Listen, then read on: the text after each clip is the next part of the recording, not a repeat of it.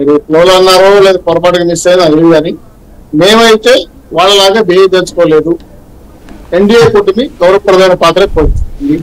వాళ్ళు ఏమైనా మాట్లాడుకుంటే మాడుకొని అది జనాలు ఏ విధంగా తెప్పించారో మళ్ళీ అదే పరిస్థితి వస్తుంది. మాకున్న సమాచారం ముందు పెట్టాం.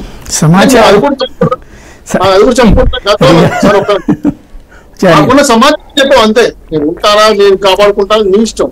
జగన్మోహన్ రెడ్డి గారు సభలో ఇదే స్పీకర్ గా ఉన్న కళ్యాణ సీతారామన్ గారు ఏమన్నారు, చంద్రబాబు నాయుడు బ్లాక్ కోర్స్ తీసేస్తే ఫినిష్ అన్నాడు లేదా? ఇదే తమిళ సీతారామన్ గారు మా ఎమ్మెల్యేని యూస్లెస్ ఫీల్ అన్న విషయం బహిరంగంగా ఉంది. మరి ఒక స్పీకర్ స్థాయి వ్యక్తిని మరి సహనం కోల్పోయినారంటే నేనేం చెప్పాలి సార్? ఇంకో విషయం, మేము తిట్టామనుకోండి 5 ఏళ్ళు బండకూతులు ఏమేం చెప్పాలో లంబోదాలని శాసనసభలోను బయటలోను ఏమంటుందని పోస్ట్ పెడితే 41 నోటీసులు ఇంకోటి పెడితే జైల్లో పడేసారు. నేను చూసాం కదా. నేను దాని మీద వ్యతిరేకంగా మాట్లాడలేదు కదా. ప్రజలు తీర్పిచ్చారు. ఇప్పుడు మేము మమ్మల్ని విమర్శిస్తున్నారు.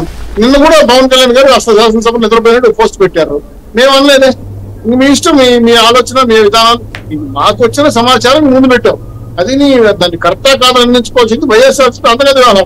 మీ పార్టీని కలుపుకోవాలనుకుంటే వేరే విషయం. మాకు సంబంధించిన సమాచారం మేము ముందు పెట్టాము. నిజమో కాదో చెప్పండి, లేదని మీరు చెప్పట్లేదు చెప్పండి. అంతేగాని కలిపేస్తున్నారు ఇంకోటి. మా ఉన్న సమాచారం చెప్పడం తప్పేది చెప్పండి. 2 sir Telugu Desam party, BJP, Janasena మా పార్టీ నాయకులు మాకు చాలా సీరియస్ గా చెప్పారు.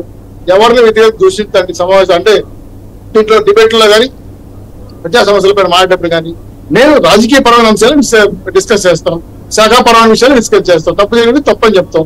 అంతవరకే ప్రజల పక్షం నిలబడతాం, ప్రజల కోసం పనిచేస్తాం, సేవ చేస్తాం, అధికారం చలాయించాం. ఇది చాలా క్లియర్ గా మాకు ప్రతి రోజు ఉదయాన్నే సుప్రభాతం ఏమని చెప్తున్నారు. కాబట్టి మేము ఎట్టి పరిస్థితులు దాన్ని అగ్ర దాటే ప్రసక్తి లేదు. కాదు కూడా నేను వెళ్ళి గొడవలు చేస్తాను, మేము వైసీపీలో దుమ్ము లేపుతామని పార్టీ క్రమశిక్షణ తీసుకుంటుంది. లేదు వైసీపీ వాళ్ళు ఎవరు మాట్లాడమో మేము బాగుంటుంది అంటే మీ ఇష్టం. అది మీకు మీ పార్టీ ఎంతగా కావాలి. మాకు బీజేపీకి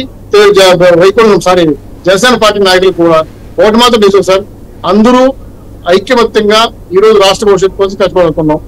జగన్మోహన్ రెడ్డి గారు శాసనసభకు వచ్చి గౌరవ స్పీకర్ ని ఎన్నుకునేదంటే తన పాత్ర కూడా ఉంటే కొంచెం సభ్యుల్లో కొంత మార్పు వచ్చి కొంత ఆనందపడే వాళ్ళేమో స్పీకర్ తో సహా.